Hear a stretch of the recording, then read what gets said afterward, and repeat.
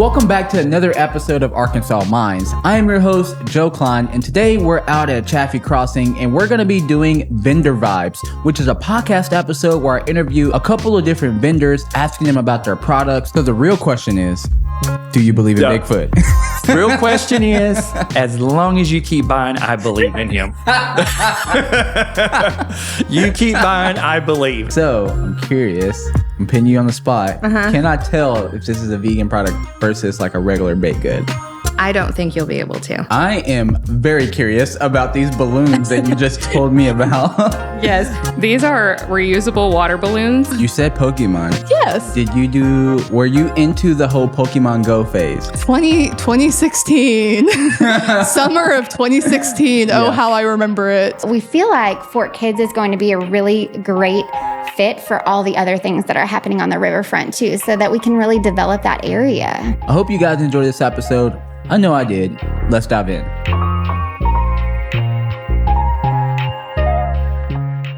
Hello, how are you doing today? I'm wonderful. How are you? I am doing great. Can you tell me what your name is first and what your business name is? I will.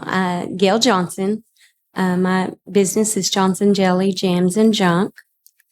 I started it about 15 years ago with 5 flavors. Now I have over 20. So, what was your first flavor that you started with? Peach, strawberry, plum, muscadine, apple butter. I feel like peach is just a really easy one to get kicked. Everyone loves peach. Everyone loves peach. Yeah. So many different ways you can use jelly other than just biscuits or toast. Just a lot of different ways that you can use jelly into cooking and preparing your meats and stuff. So, What's one of your favorite ways to use it? cooking. I like to incorporate a smoked jalapeno or a bacon jalapeno into my hamburger meat, patty it out, and then grill it. Are you from Texas? Are you sure you're... It's the bomb. It is the bomb. Yeah, I just moved from Texas, and that was a big thing. That was my first time I went somewhere and experienced like hamburgers and jelly. It is interesting combination, but it's so good. It is so good. It really is. And it just gives it a little pop of flavor. You know, it's great with chicken or pork. The other is monkey butter. That's a real popular one. Everybody's always like, what is monkey butter? It's actually a very old recipe that I found in an old recipe book. It's bananas, pineapples, coconut, and lemon. And it's one that you can just eat right out of the jar. You don't need toast or just a spoon or a cookie. It's great with on pancakes or waffles, but it's really good to use as a dip, like with vanilla wafers or the cute little Teddy Grahams. So it's pretty good. That's so fun. Okay, so what's the other one that you said you have over here today? I have the bacon jalapeno and the monkey butter. That's what I have in here today. But I have several recipes. This is one of my own creations. The bacon jalapeno, smoked jalapeno, and a cranberry pepper are my own original recipes. So I'm kind of proud of those. They're big sellers, you know. So I'm pretty excited about those. What do you use the bacon jalapeno one on?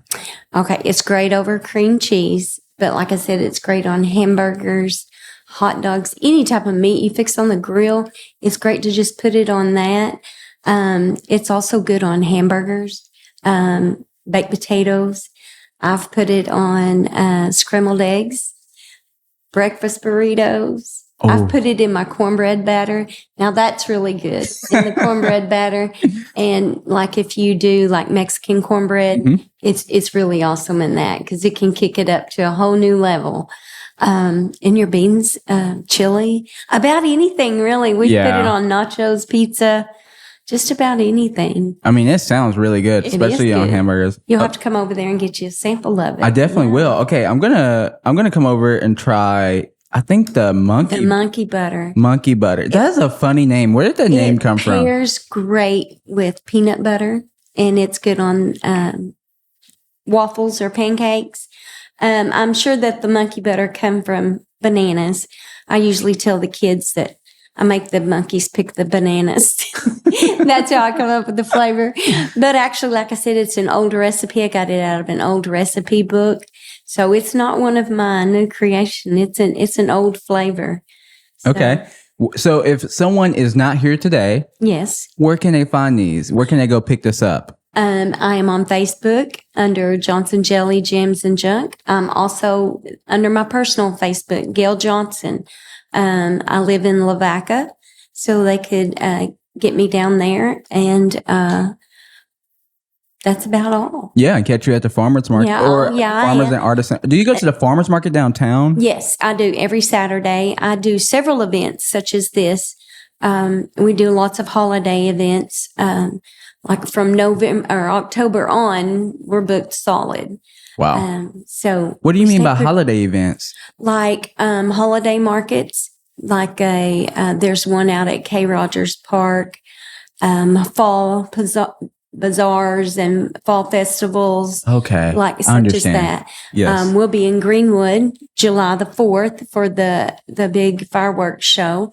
They have several vendors there that are there all day before the fireworks show. So we just set up at different events like that. It's nice being self-employed. I'm available if my grandson needs or wants to come stay with Nanny. And so, I can set my own hours. And so it's great. I enjoy it. Perfect. Thank you so much for coming on and sharing. Well, thank you for doing this for us. I appreciate it so much. Yes, ma'am. Hello. Welcome in today. Can you tell me your name and your business? My name is Charles Turley. I'm with Jules Studio NWA. We're located out of Fayetteville. You drove all the way down today? We've drove down for the last year and a half, all 6. Okay. How long? I mean, what time did you have to get up to get here today? We leave at 4:30. Oh, jeez.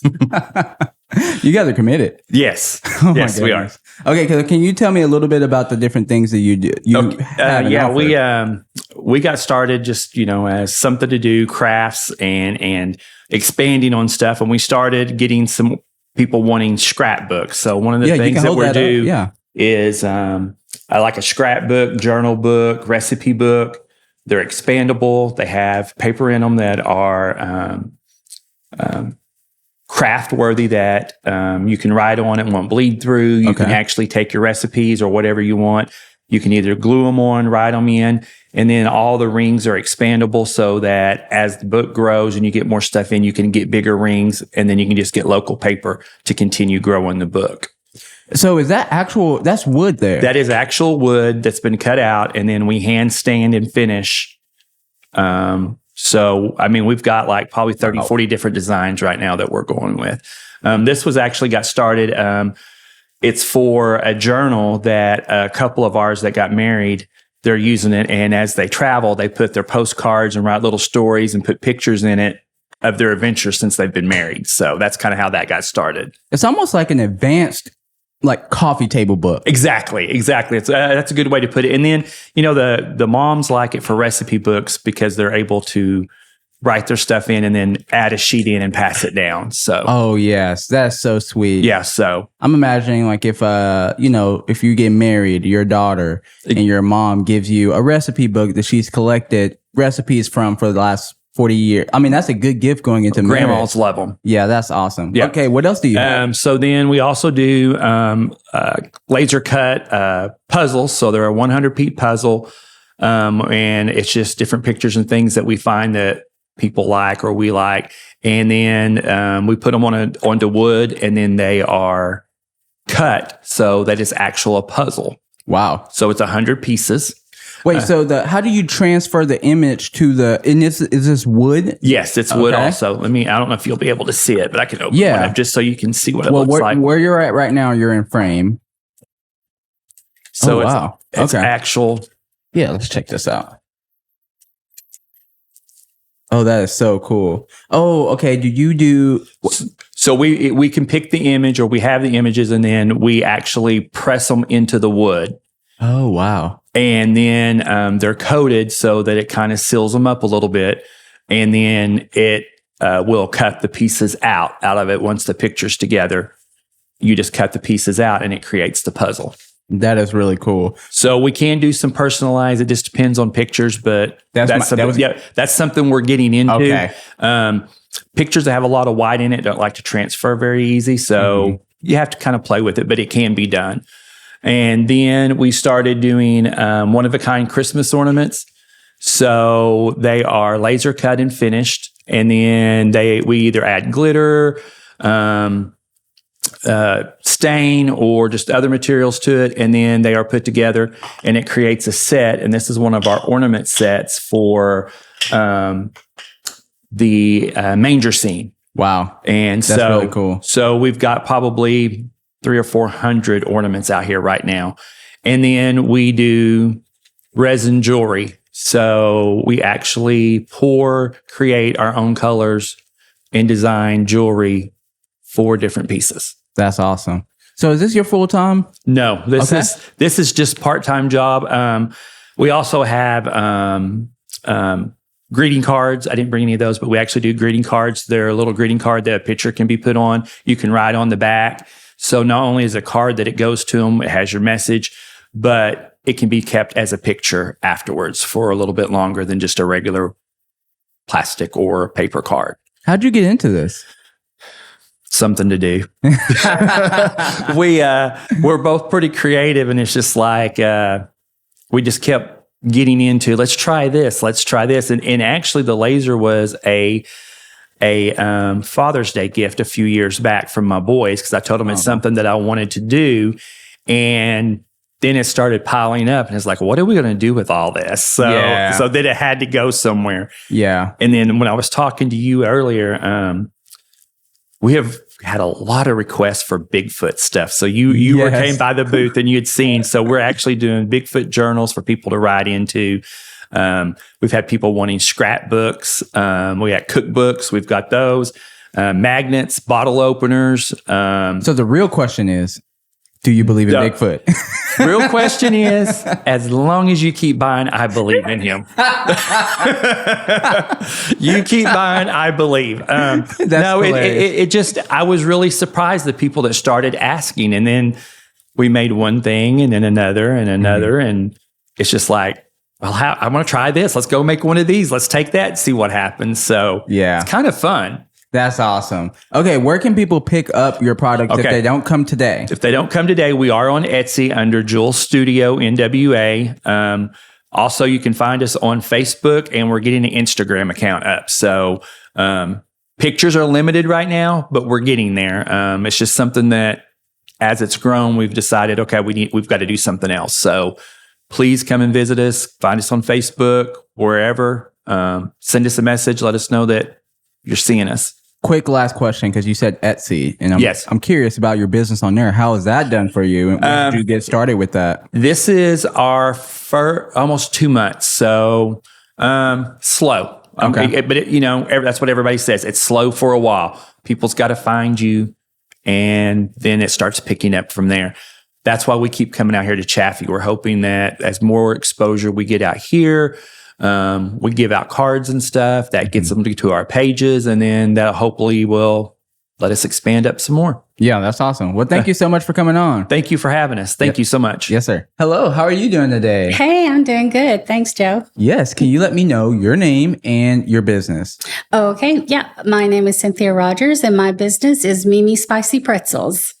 Okay, awesome. And can you tell me how you got started in a pretzel making business? Yes. Well, I had always made the spicy pretzels for my family for years and years. That was the holiday snack that I brought. And they started saying, you really ought to sell these. And so that's been going on for years. And last year, Chaffee Crossing Market came available, and I thought I'm going to give it a try. And everybody loves my pretzels as well as my family. So I'm back again this year, and even expanded from just the spicy to where I have a cinnamon and sugar. And also dill is the hot trend on flavors. So I created a dill recipe as well. Oh, wow. Okay. So where did you hear about dill being like trendy? Was it online, or was it just from like testing the market a little bit? Right. No, just seeing what was online, what people were looking at. There was all sorts of other other products that were coming out, dill chips and dill juice. You can even buy pickled dill juice. And so I just decided that let's see what that would do on a pretzel. And it's actually one of my biggest sellers. I mean, people come they're ready to buy. Once they've had it, they're ready to buy another bag. So, okay. And where all do you go whenever you're trying to market and sell these? And as you're telling me that, you're answering that, I'm going to go ahead and try one of these or pull it out. Which one should I try? Absolutely. Let's go with the spicy first. Okay. All right. So where all do you go? Right now, I'm just for the food and artisan markets. I'm here exclusive at Chaffee Crossing. I do go to some of Greenwood's specialty markets. Their Freedom Fest, I'll be there July 4th. And then also their holiday markets I will do. I have a booth at 5th J Vendor Marketplace because everybody's like, where can I get these before, I can't wait a month. So I opened up a booth at 5th J Marketplace. Okay. This is really good. The spicy, the kick is at the end, right? Okay. This is spicy. It has it has like a little, does it have ranch powder on it? It's got some ranch seasonings. Yes. Okay. It's my specialty blend. I kind of just kept working it until I got the right blend. But yeah, good flavor palette. You pick that one out. Oh, believe me, I've had my share. Okay. So this one next is the cinnamon sugar. So people were not able to do the spicy necessarily. So I worked on a recipe for cinnamon and sugar. So if you're in the sweet mood, I've got you covered. Look at all that on there. I know. I like bold flavors. I don't want to wonder what that is I'm tasting. Yeah, this is really good. It reminds me of like a Cinnabon type. Like the coating that goes around the Cinnabons at Taco Bell. Oh, yeah. It reminds me of that, but the pretzel is really good. Yeah. Yeah, this is really cool.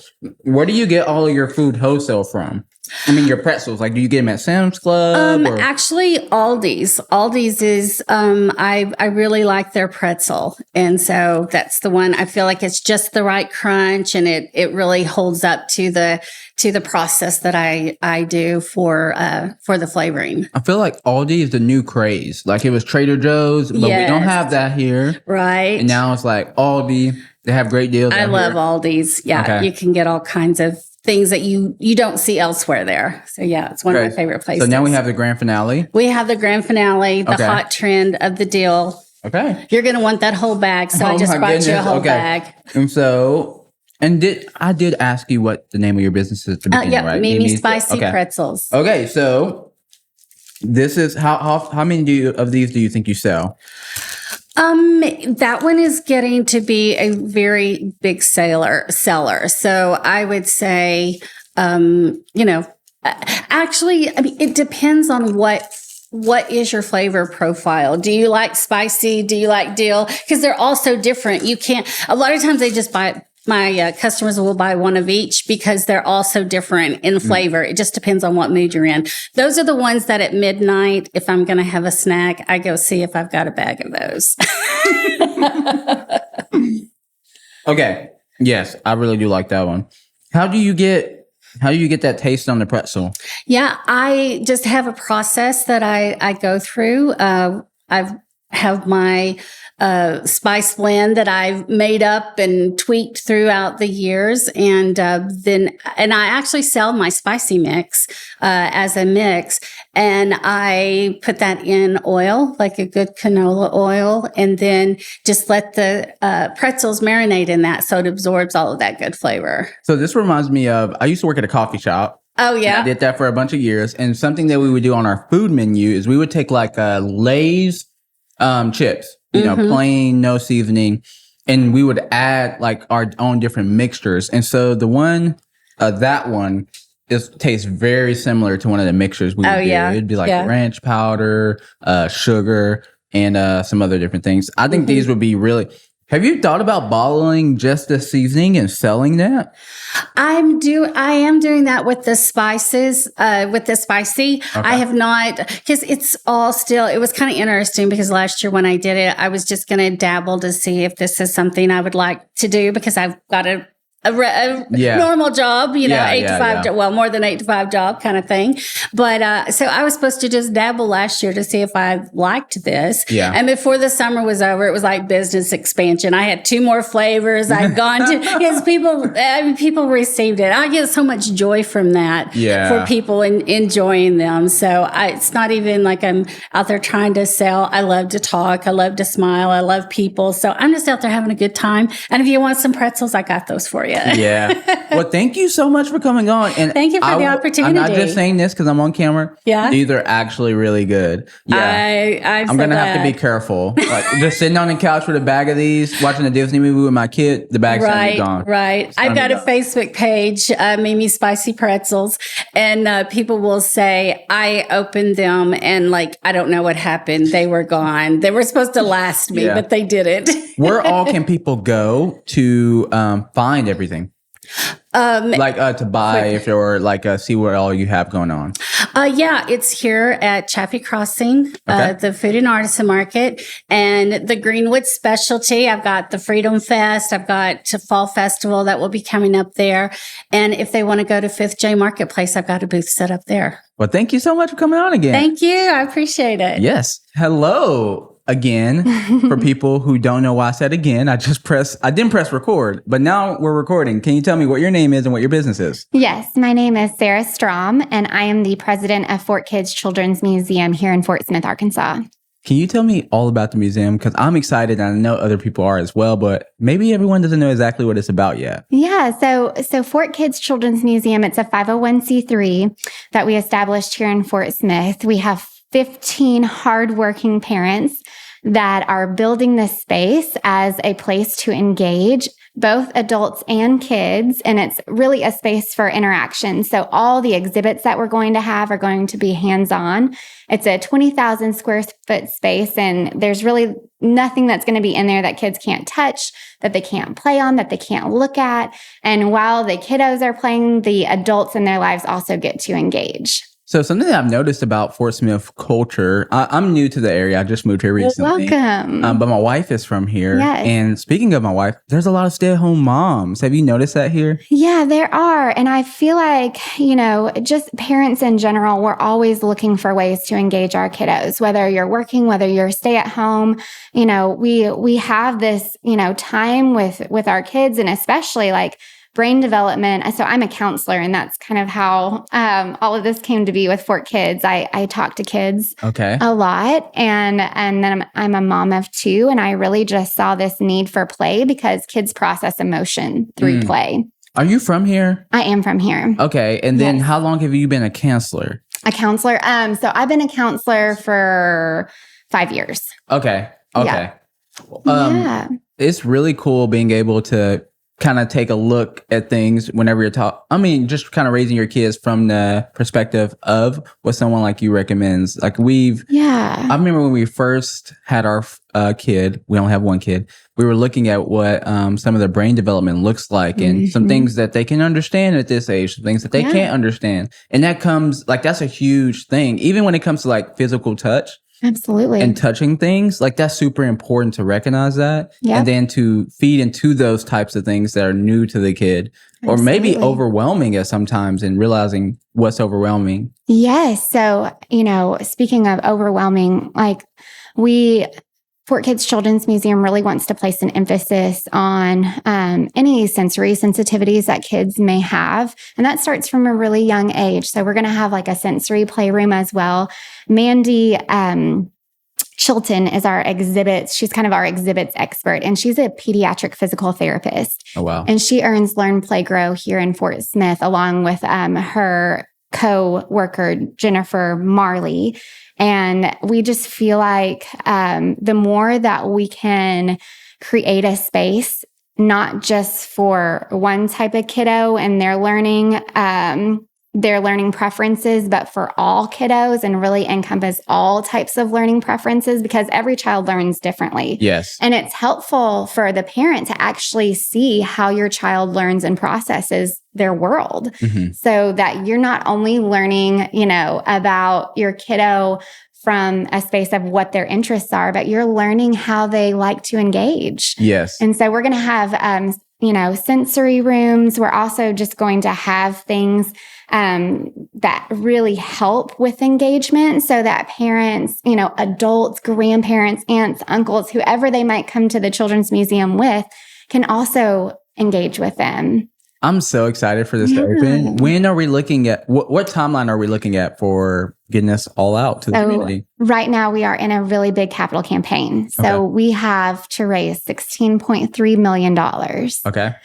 A little over 7 million is that's our construction cost goal. And once we hit that goal, we will break ground. And we are very hopeful to hit that goal by this time next summer. That's a very lofty goal, but we feel like we can do it because we don't want to be talking about this 5 years from now. This is a resource and amenity that people need now. Yes. Let me make sure I'm talking about the same. Is there a building already? No. So we're going right next to the Marshall's Museum. There's the Marshall's Museum, and then we are actually going to be right next to them to the south side. Okay. So towards the bike park. There's a new development out there right now. There's the CSA on the other side of the Marshall's Museum, and that's the Community School of the Arts.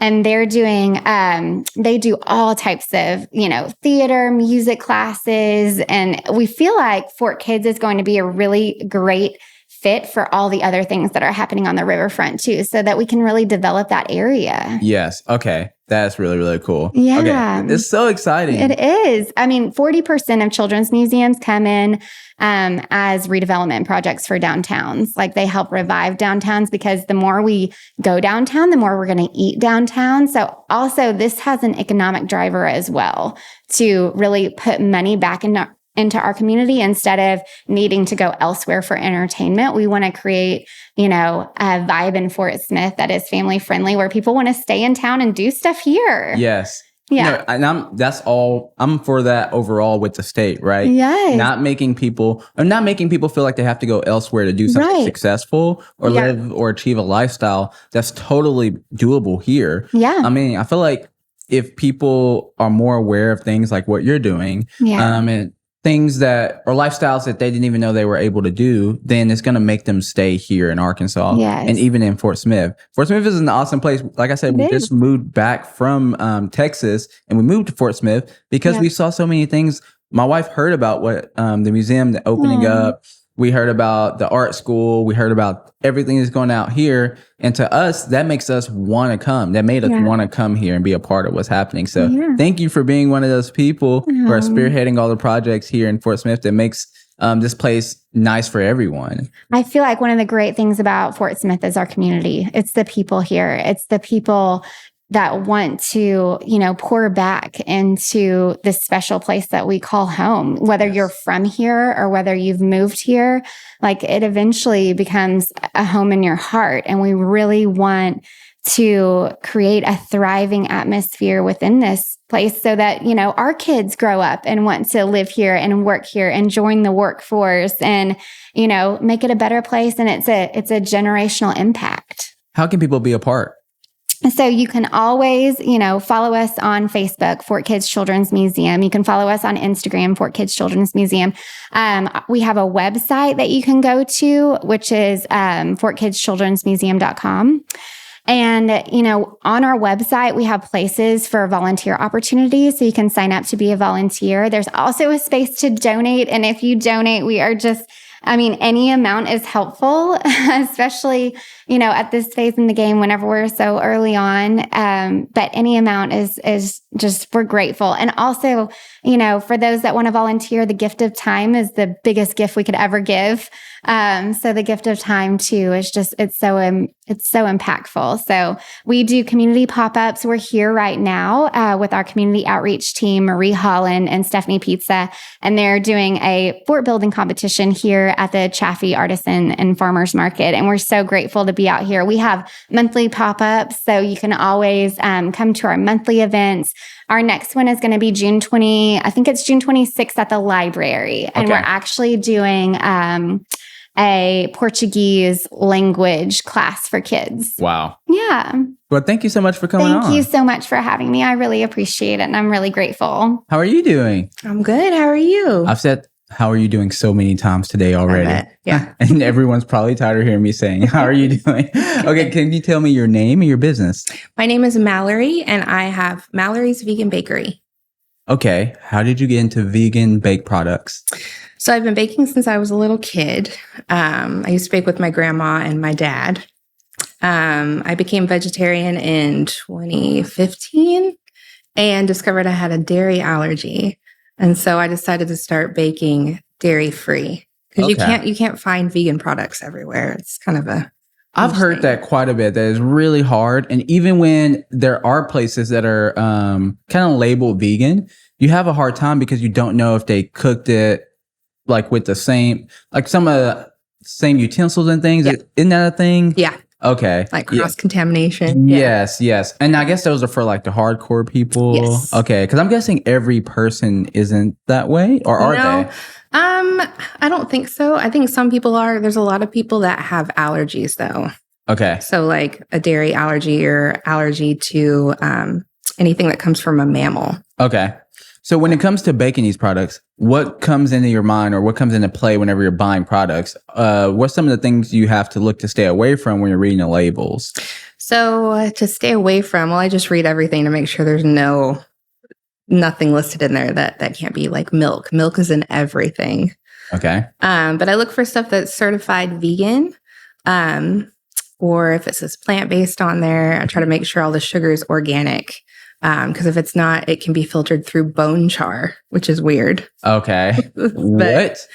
So I guess I don't exactly know, but I think it's animal bones that it's filtered through to make it white. So like the granulated and powdered sugar. Yeah, it's weird. Not our vibe, but maybe some other people's vibe. Yeah. Okay. So when it comes to milk, what are some substitutes that typically are found in products that are vegan? Almond milk. Okay. Typically. Oat milk, coconut milk, anything like that. Any sort of nut milk usually is substituted in there. Okay. Yeah. And bear with me because I'm not vegan. No, it's fine. But I know that there's a difference, obviously a complete difference in vegan. And there's another term that people often get confused with. What is that term? Do you know what I'm talking about? Plant-based? Yes. Yeah. Those are completely different, right? Oh, yeah. Okay. Do you know? Well, they're kind of similar. Okay.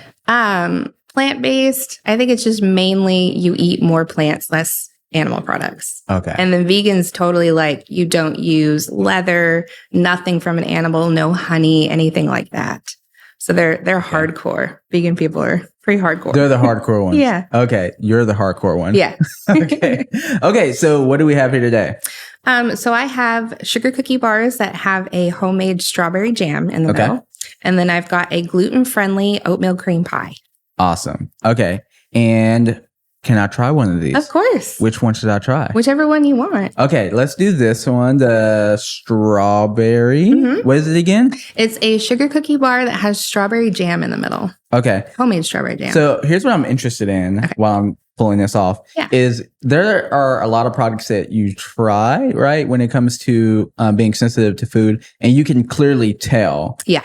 So I'm curious. I'm putting you on the spot. Uh-huh. Can I tell if this is a vegan product versus like a regular baked good? I don't think you'll be able to. Okay. And where do you bake out of? Like, where do you? My home. Okay. So I'm a home baker. This is really good. Thanks. It's kind of like a thick Pop-Tart. That's literally exactly. And like the jam is a little bit more chewy. Yeah. Why is that? I think I just cooked it for a long time. I didn't want it running out of the sides. Where all can people find your products? So the Fort Smith Farmers Market, I'm there every Saturday if I'm not here at Chaffee. And I also take custom orders. Awesome. Okay. And you take custom orders through your website? I have a website, but I also mainly operate through Instagram. That one's a lot easier. How has that been? Good, actually. Okay. I like that. It's much easier. Yeah. A lot of people do a lot of business through DMs nowadays. I mean, well, I say younger people, and I'm guessing you're younger. You look younger. Yeah, so, okay. That's really good. Thank you. Let's see. I think we have time to try this Sure. too. And this one is, what is this one? It is a gluten-friendly oatmeal cream pie. Okay. Gluten-friendly oatmeal cream pie. Yes. What's your top seller while I'm trying this? Can you The top seller is actually the oatmeal cream pies. okay. I I also have a mini Earl Grey cake with lemon buttercream that people really like too. Well, I can tell why this is a top seller. You like it? This is the one you were saying is top seller? Yeah. Yeah, it's definitely really good. I like Thank you. oatmeal cream pie. Well, thank you again. Just one more time, where can people find you online? Mallory's Vegan Bakery on Instagram, and it's mallory'sveganbakery.com is my website. Awesome. Thanks so much. It is pretty hot out there right now, isn't it? Yes, it is very, very hot. Yeah. Okay, can you tell me your name and your business? Yes, I'm Sammy Akins, and I have Twisted Citrus Crochet. Just a little crochet booth that I run, and I make everything crochet by myself. Yeah. Okay, I am very curious about these balloons that you just told me about. Yes, these are reusable water balloons for kids or adults, I guess, if you want to. Okay. Regular water balloons, they kind of like bust all over your yard and everything. Yes. These are more like a sponge. And so like when you dunk it into the water, you squeeze it, and you throw it at your friend or your cousin or whatever. And then it splats, and then you can just do it again because it's like a sponge, and then you can wash them in the washing machine. So these sound like really good, like pool gifts. Yes. It's really good for the summer. Okay. And my son and my niece washed my car with it after they were done playing. So it's a bonus for parents. That your kids will probably wash your car. So basically you're saying, hey kids, if you want to check these out, hey parents, if you want to get your kids to wash your car, they go buy these. Right. And I've heard sometimes people get them for like family reunions and stuff like that to just have an activity and everything. But they're just a lot of fun. It's literally like throwing a soft sponge at somebody. Okay. So how did you get into crocheting? I actually just decided to try it. That's it. Yeah. Actually, at the beginning of the year, I'm technically a beginner because I started in January. What? Yes. And I've always just been like a really crafty person in general. And I haven't tried crochet before. And I was like, well, that's what I want to try today. And I did. Well, I will say you do look like a creative person. Oh, thank you. Yeah. Yeah. I've always been into art and just making things and wanting to just share them with people. And I never have sold anything until this year. And I've always wanted to sell stuff, but I just haven't. So okay, walk me through your first time you made something, crocheted it, and gifted it. Did you gift your first thing to someone? No, it was horrible. Oh. Yeah, I did it and I was so upset because it looked so ugly. I was just trying to make like a little square or something from this little book I got, and it was horrible. And then I think what I tried to make next was I made like a stuffed animal for my son, and that really changed it. It was like, it turned out really well, and it was easy and quick, and there was instant like gratification with it. And my son was just, in love with it because it's a stuffed animal. And I was like, okay, I like this. And then I got down the road too, and I was like, okay, I'm going to try like a bag. I'm going to try, some other stuff. Like obviously the water balloons, but make like keychains and bandanas and hats and all kinds of stuff. So outside of those things you just listed now, what else is there to make that you make and sell? So I've made the stuffed animals, bags are my favorite thing right now. And I make like kitchen scrubs. Those are really fun. I make cotton ones that are, more sustainable, or like a nylon one if you want something more rough, and you can wash them both, like the nylon ones in the dishwasher or the cotton ones in the washing machine. Also make reusable Swiffer covers, which is an interesting one. Yeah. And they're kind of made with the same material as this one, and they will pick up any dust you have on your floor, guaranteed. Yeah. That's really, really cool. Yeah, they'll stick to it. And then you can throw those in the wash too.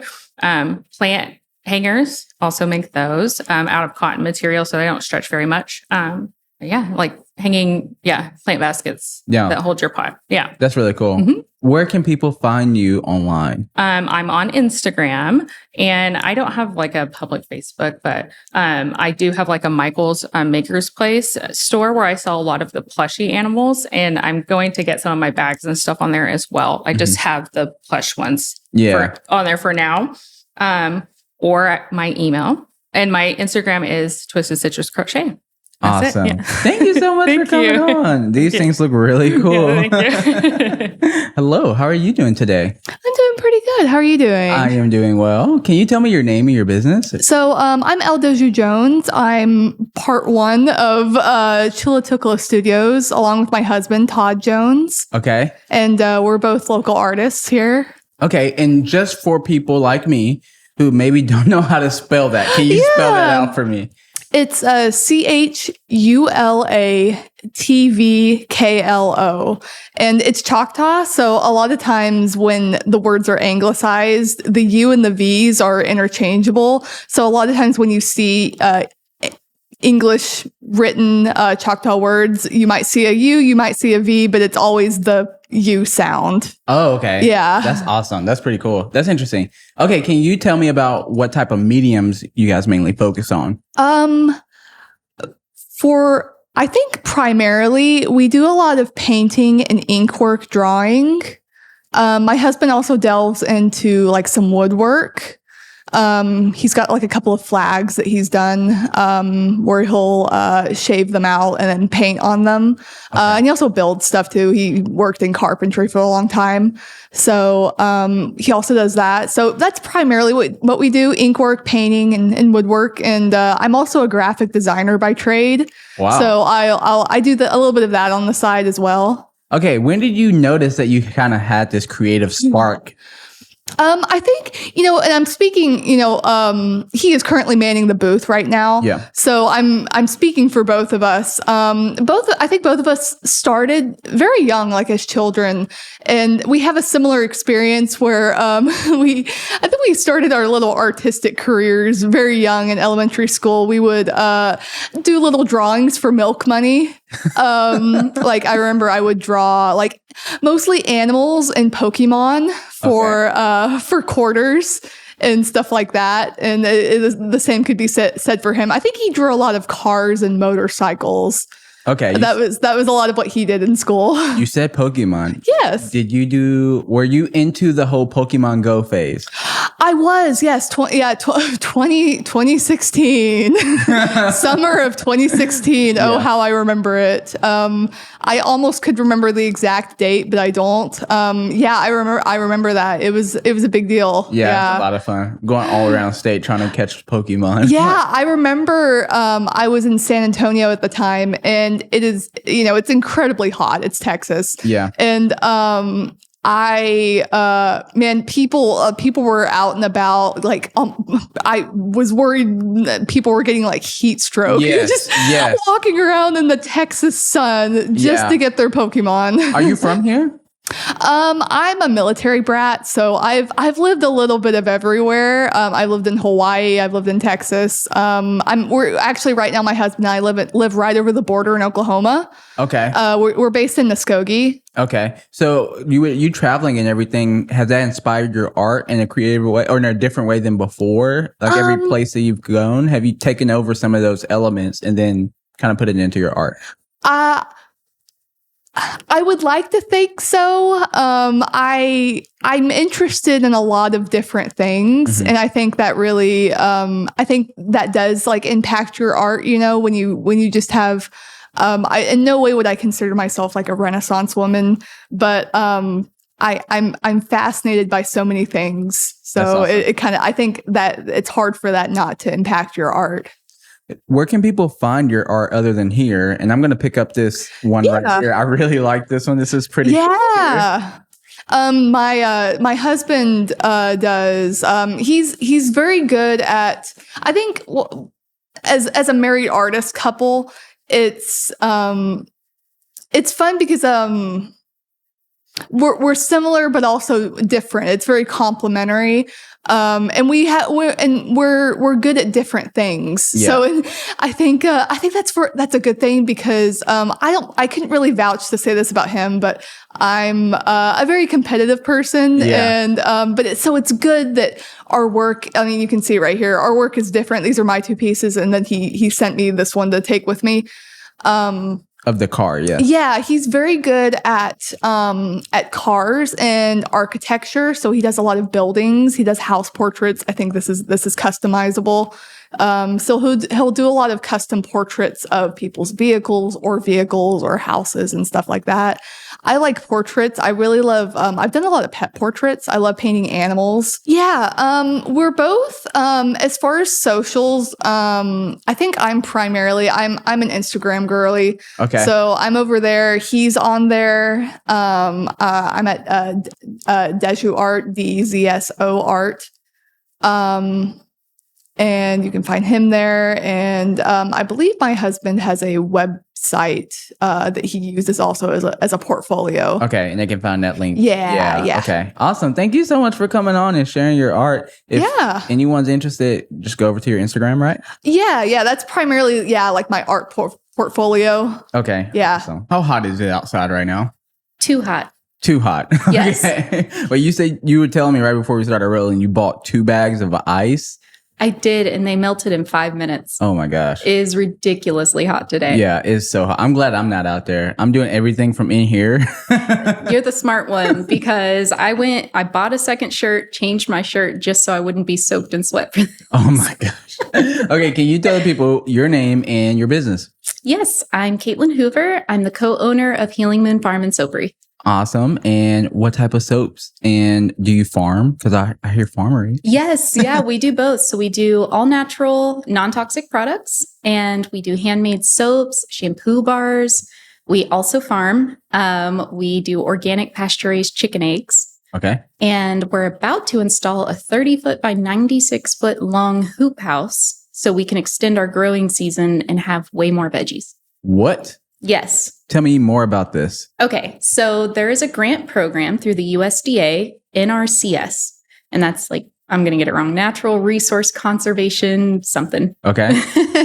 And if you apply through them, then sometimes they will help fund the cost of extending your growing through a hoop house. And that's going to be great for our farm because our old hoop house got destroyed last time we got those tornado winds. Oh. And we just haven't had time to fix it. Oh my goodness. Okay, so how many farmers markets, artisan markets have you been to? Let's not do numbers, actually. How many years? Excuse me. Sure. So we've been doing it for about 4 years, I think. Okay. Wow. Yeah. So we do Fort Smith Farmers Market every Saturday, unless it's 100 degrees out. And now we're doing Chaffee Crossing as well. And is this the only place you're located at right now, as far as if someone wants to go physically put hands on product and buy? No, we're also in Brick City in Fort Smith. And we're inside the Farmers Market Direct booth. You can order us online from Farmers Market Direct, and they'll hand deliver in the local area, and from our online store at healingmoonfarm.com. Okay. And what makes your soaps and your products unique? What makes them unique is when we say natural, we really mean it. There's no synthetic fragrance in there. You're not going to have any ingredients that have been researched to show known toxicity. And on top of that, they just smell and feel amazing. They're great for sensitive skin. Everything we make is sensitive skin focused. Okay. I will say, I have been using one of your candles in here, and that thing burns for a long time. Yeah, that's awesome. I'm glad it's working like that. We love that about our candles. They just last so long. Okay. Where can people find you online? healingmoonfarm.com. Awesome. And you have a limited edition, right? Before we... Yes. I was about to end it there, but I forgot. You have a limited edition soap today, right? We do. We have our first ever limited edition soap, and this is called our Gentleman's Soap. It's made with tobacco absolute, and I'm going to say it wrong again, baobab oil. Okay. And so they're kind of more expensive luxury ingredients. Okay. It lathers super soft and creamy. It would make an awesome Father's Day gift, and it's not too late to come grab them before they sell out because I think we have one left. I think it's the last one. Wow. They look really pretty. Thank you. Thanks for coming on. Yeah, thanks for having me. How are you doing today? I'm doing good. Can you tell me your name and the business that you're with today? My name is Sandra Dean. I'm with the Fried Eddie's food truck. Okay. How long have y'all been in business? Been in business now about 10 years. And it's called Fried Eddie's, but it's home of the slaughter hog. Oh, okay. 10 years. Yes. Okay. How did y'all get started? Well, I'm the partner, but the owner, Herbie McGill, he got started with a friend and they would just cook all the time. And then they decided they wanted to do a food truck. And he's been doing it ever since. I've been with him for about 9 years. Okay. And what all food do y'all do there? We do barbecue, pulled pork. Sometimes we do ribs and brisket. And also we do hamburgers, which we freshly pat them out ourselves. And we also do chicken tenders, chicken on the bone, beef hot dogs and chips, French fries, okra, coleslaw. All out of the truck? Yes, all out of the truck. How y'all do that? That's a lot. It is a lot. That's a full restaurant. And baked beans. We do baked beans as well. That's a lot. Yeah, it is a lot. Yeah. Have y'all ever thought about breaking ground somewhere? No, we just like moving around different businesses and just enjoy just moving and meeting people. Throughout the week, where are y'all typically located at? At different businesses. You can follow our website, Fry Daddies, on Facebook, and it usually tells you where we're located. If we're open that day, it'll tell you what business we're at, and it's usually open to the public as well. Okay. So I need the inside scoop from you. What's your favorite thing from there? Oh my goodness. The Prego fries is our number one seller. Okay. Which that's what I brought with me today. Okay. Yes, and I'll try that here in a second. And also our pulled pork or grilled chicken nacho fries. Those are delicious as well. Okay. All right. I'm about to try this. And as I'm doing that, can you explain to me what is all on here?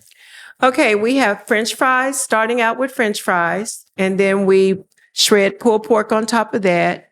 Then we also put our homemade coleslaw on top of the pulled pork. And then we drizzle it in barbecue sauce. And it's like a sweet barbecue sauce. Also, the meat, so good. How long do you cook the meat? We cook our meat. Usually it may be at least 10 to 12 hours, smoking it very slowly. And how is this all layered? Like, can you explain to me, like, specifically this, which is your favorite, which is now my favorite. How is this all layered together? Okay, it's layered with the French fries at the bottom, and then with the pulled pork shredded on top, and then put the coleslaw on top of that, and then drizzle the barbecue sauce on top of it. This is so good. Well, thank you. We appreciate that. We hoped you'd like it. Yeah. Okay. So if anyone wants to, wait, do y'all do other events outside of business as well? So like, yes, we also cater. Okay. We do catering. We've did some catering events. And like I said, we pretty much, and if it's not a food that we do on our truck, we're open to doing other foods as well. Have you done things like weddings before? Yes, we have. Okay. We have did weddings. We've did banquets. We've did picnics for companies in Fort Smith, and just a variety of different things that we're capable of doing. So when you do the catering events, I mean, obviously, like you said, you cook out of your truck. Do you have like a kitchen that you bulk cook out of for those bigger events? Yes, we cook out of the McGill Center. Okay. Which is their family business. Okay. So we do cook out of the kitchen in the McGill Center. And then also we are equipped to cook quite a bit on the truck as well. Okay. Are you from here? Yes, I am. Okay. So I'm new to Fort Smith. Okay. And one of the funny things, I hope it sounds funny to everybody. I'm just joking around. But one of the things I told my family whenever I moved here and we were driving around, I was like, there's not a lot of black people here, are there? A lot of people think that there are a lot of black people in Fort Smith. There really is. It's just that Fort Smith is kind of spread it out. Like, if you go north of Rogers Avenue, then you're probably going to see more black people and more minority type people. But on the south side, it's getting more better. I mean, people are just kind of spread out. Okay. Yeah, I think it's super important, like for the whole community to intermingle. Exactly. I mean, honestly, like there's a barbecue place down the street, and I'm not hating on it. I haven't had it, but this is really good. You can tell that some years of work, some ideas, some thoughts have went into these different flavors that I'm tasting. Even I bet y'all have went back and forth so much with even how long should you cook it, all those different things. Oh yes, yes. Our marinade, we work with that. We work on that, and our seasonings and stuff like that. We work on that, and so like I said, our pulled pork is one of our main things that we have to work at to make sure that it's really good and it's really tender, and usually it is. Yes. Can you briefly again tell everybody where they can find you, where they can connect with you if they're interested in trying some of your food out, they just want to come buy some food like what I have here today, or they want to actually use you for catering? Okay, you can find us, look at our Fry Daddies page on Facebook, and it will tell you daily where we're at if we should be open that day. Sometimes we close for just cleaning. So if we're open that day, and like I said, as for catering is concerned, you can either reach myself or Herbie McGill, and our numbers are listed on the Fry Daddy page, each one of us. And like I said, if you just want some catering, just give us a call and we're happy to come out and get what you need. We can handle large crowds as well. Okay. Yes, we can handle large crowds. We can handle over 200 people if we have to. We have did it. Jeez. Yes, we have. Thank you so much again for coming today. And thank you so much for inviting us. Yes, ma'am. How are you doing today? Doing all right. Can you tell me your name and the name of the business that you guys have? I'm Colin Molson. I'm the owner of Everett James Tea Company. Awesome. When did you guys get started? We got started about 3 years ago, November of 2021. We got a brick and mortar last year around August.